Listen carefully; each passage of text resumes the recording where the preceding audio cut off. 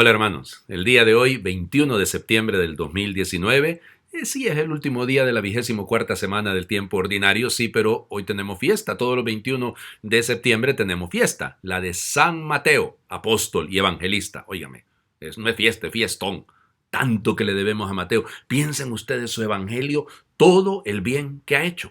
Recuerden, judío de cepa, ¿verdad? Por eso en dos de los evangelios se le llama Leví, su nombre judío. Mateo, Mateus, es un nombre griego.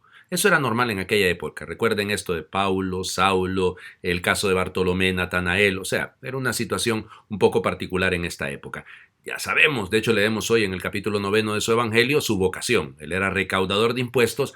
Miren, no hay el tiempo para esto, pero no era propiamente recaudador de impuestos, era motivador para que se pagaran los impuestos, pero eran odiosos. Fíjense que el término publicano es peyorativo. Es realmente una ofensa. Si a usted le decían, sos un publicano, es como que le dijeran, sos un fariseo. O sea, una cosa terrible. Es más, era tan grave que los publicanos estaban equiparados a las prostitutas. O sea, era una cosa terrible aquello. Él era un colaborador, pues. Y bueno, el Señor lo llamó, ya sabemos todo lo demás, perseveró hasta el final. Y cuando el Señor ha resucitado después de la ascensión, pues hombre, se dicen varias cosas con respecto a él.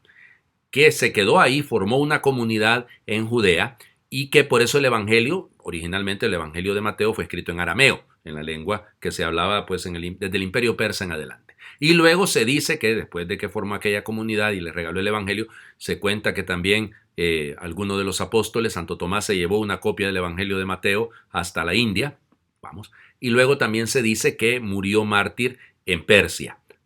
Hay otras versiones que hablan de que estuvo en Etiopía. Lo único que sabemos es que sus reliquias están en Italia. O sea, eso es lo único que sabemos. Ya a partir del siglo XI se cuenta que esas reliquias fueron siendo trasladadas desde Persia hasta llegar finalmente a Italia. En fin, ahí sencillamente démosle gracias al Señor por la figura de este hombre. Bueno, vamos a las lecturas del día de hoy. La primera está tomada de la carta a los Efesios. ¿Ok? Fíjense bien, ya dejamos atrás a Timoteo. Ahora leemos carta a los Efesios solo por hoy. Hermano, yo Pablo, prisionero por la causa del Señor, los exhorto a que lleven una vida digna del llamamiento que han recibido. Sean siempre humildes y amables, sean comprensivos y sopórtense mutuamente con amor. Esfuércense en mantenerse unidos en el espíritu con el vínculo de la paz, porque no hay más que un solo cuerpo y un solo espíritu, como es también solo una la esperanza del llamamiento que ustedes han recibido. Un solo Señor, una sola fe, un solo bautismo, un solo Dios y Padre de todos, que reina sobre todos, actúa a través de todos y vive en todos. Cada uno de nosotros ha recibido la gracia en la medida en que Cristo se la ha dado.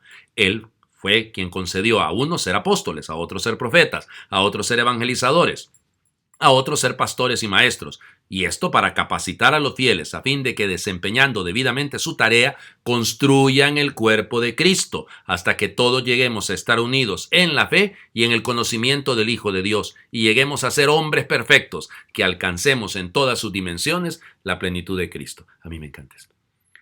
Alcancemos la plenitud, seamos hombres perfectos hasta llegar a las dimensiones, a la medida de Cristo. Pero fíjense que la insistencia de Pablo, ¿no? Un solo Señor, una sola fe, un solo bautismo, un solo Dios y Padre. Ay, Dios mío, qué lindo esto, ¿no?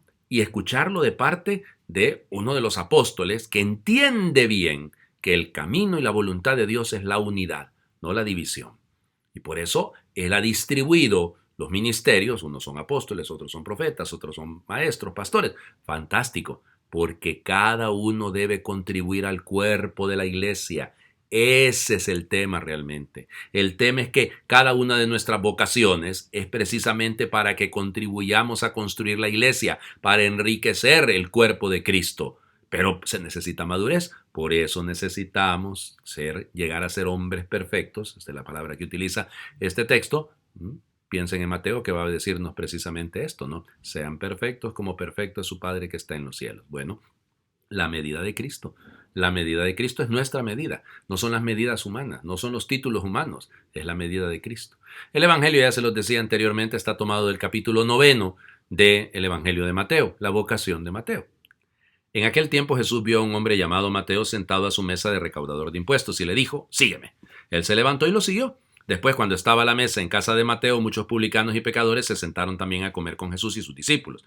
Viendo esto, los fariseos preguntaron a los discípulos, ¿por qué su maestro come con publicanos y pecadores? Jesús los oyó y les dijo: no son los sanos los que necesitan de médicos, sino los enfermos. Vayan pues y aprendan lo que significa: misericordia quiero y no sacrificios. Yo no he venido a llamar a los justos, sino a los pecadores. Primero, qué consuelo. El Señor llama a los pecadores, a ustedes y a mí.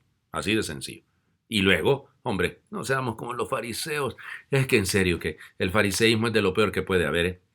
Ese afán de criticar, ese afán de juzgar, de estar pendiente de la vida de otro, hombre, ocúpese de la suya. Ocúpese de hacer el bien, ocúpese de que la vocación que el Señor le ha dado contribuya al bien de la iglesia. Deje de estar dividiendo: un solo Señor, una sola fe, un solo bautismo, un solo Dios y Padre, un solo Señor, porque es un solo el Espíritu.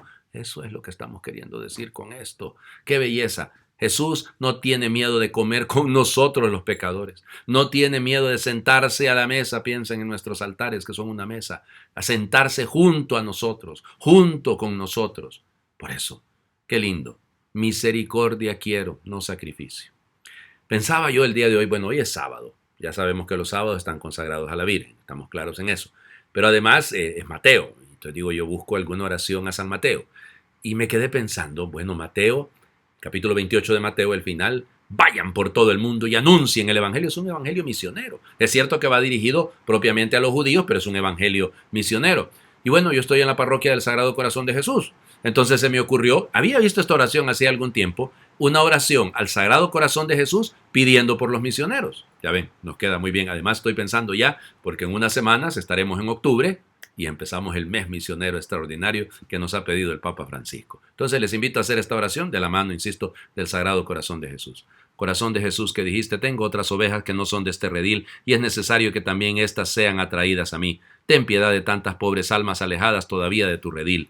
Corazón de Jesús, que dijiste: mi yugo es suave y mi carga ligera. Ten piedad de tantos infieles, esclavos de Satanás, haz que también ellos, acudido a aquel horrible yugo y aceptado el tuyo, sientan toda la verdad de tus santas palabras. Corazón de Jesús, que dijiste: dejen a los niños que se acerquen a mí. Ten piedad de tantos niños como entre los pueblos no cristianos son sacrificados en el alma y en el cuerpo. Haz que puedan recibir el bautismo de la regeneración y cantar tus alabanzas eternamente. Corazón de Jesús, que dijiste: bienaventurados los limpios de corazón, porque ellos verán a Dios. Purifica con el poder de tu gracia tantas almas desventuradas que, sumergidas en el abismo de la corrupción, no saben levantar los ojos para contemplar tus divinas bellezas. De la aridez de esas tierras haz brotar lirios de pureza que constituyan las castas delicias de tu corazón.